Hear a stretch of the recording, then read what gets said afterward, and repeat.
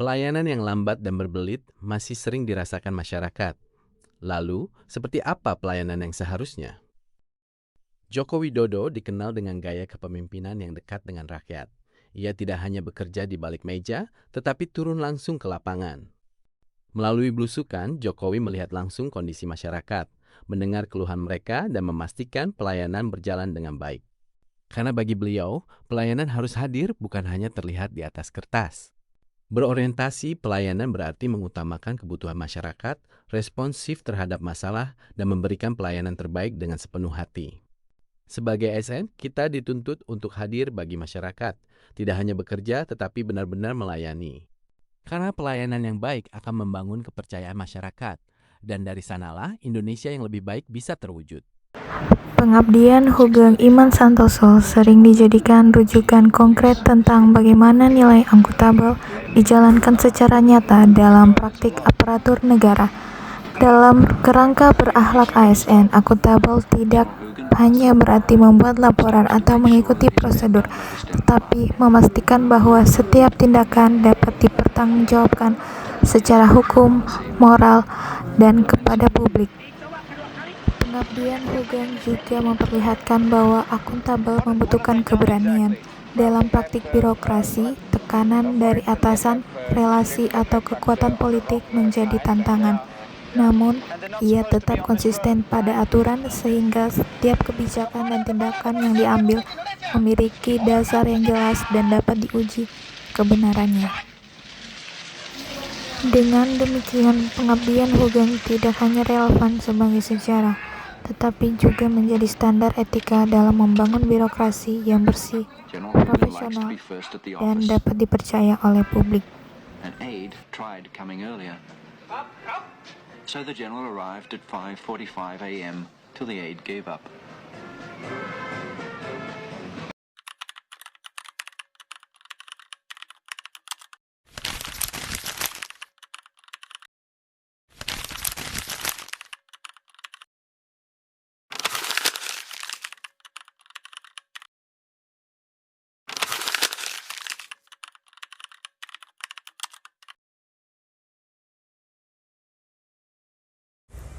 Nilai berakhlak bukanlah hal baru bagi bangsa Indonesia. Sejak masa pergerakan kemerdekaan, para tokoh bangsa telah menunjukkan teladan nyata dalam nilai kompeten dan harmonis. Nilai kompeten tercermin dari Ki Hajar Dewantara, pelopor pendidikan nasional Indonesia. Tidak hanya memiliki pengetahuan yang luas, beliau juga mampu mengembangkan sistem pendidikan yang relevan bagi rakyat Indonesia melalui taman siswa.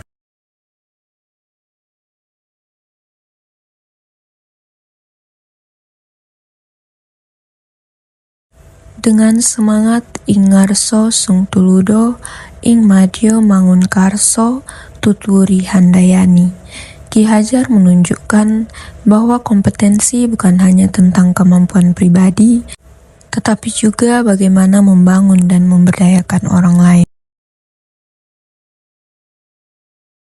Nilai harmonis dapat kita teladani dari Muhammad Hatta, seorang pemimpin yang menjunjung tinggi kebersamaan dan persatuan.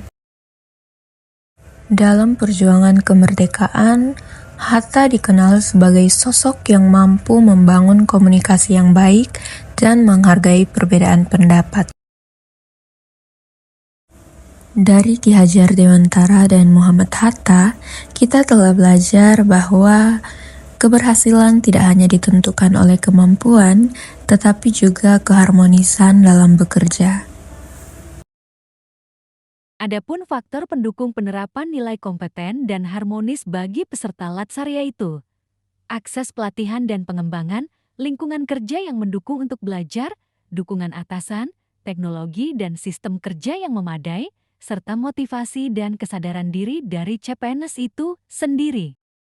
Sedangkan untuk faktor penghambatnya yaitu ego sektoral atau individualisme, komunikasi yang buruk, diskriminasi atau perlakuan tidak adil, lingkungan kerja yang toksik, dan kurangnya empati. Role model tokoh nilai berakhlak loyal Bapak B.J. Habibie lahir di pada 20 Juni 1936 Presiden ketiga Indonesia. Dikenal sebagai sosok yang cerdas, visioner dan penuh dedikasi bagi bangsa. Sepanjang karirnya, beliau selalu menekankan inovasi, tanggungjawab dan pelayanan untuk kemajuan bangsa. Ia dikenal sebagai sosok yang menghargai kompetensi, kolaborasi dan keberanian dalam mengambil keputusan yang strategis. Rekam jejak sikap dan kebijakan Bapak B.J. Habibie menunjukkan konsisten dalam mengaktualisasi nilai-nilai dasar bagi ASN.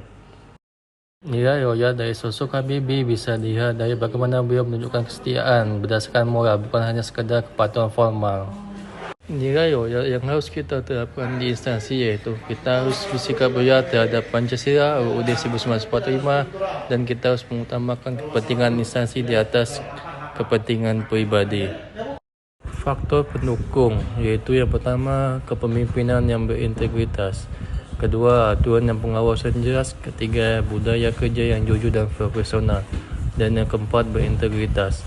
Faktor penghambat atasan tidak memberikan contoh yang baik, konflik kepentingan, sistem peragakan tidak adil, pengawasan hukum yang lemah, tidak memiliki integritas.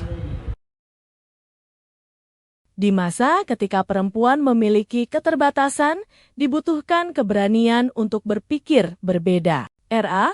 Kartini hidup di masa dengan banyak keterbatasan bagi perempuan. Namun, ia tidak diam. Melalui pemikiran dan tulisannya, Kartini membuka wawasan baru tentang pendidikan dan kesetaraan. Ia mampu menyesuaikan diri dengan perkembangan pemikiran dunia. Inilah adaptif, mampu membuka diri terhadap perubahan dan membawa pembaruan bagi masyarakat. Sebagai ASN, kita harus adaptif, terbuka terhadap perubahan dan terus berkembang demi pelayanan yang lebih baik.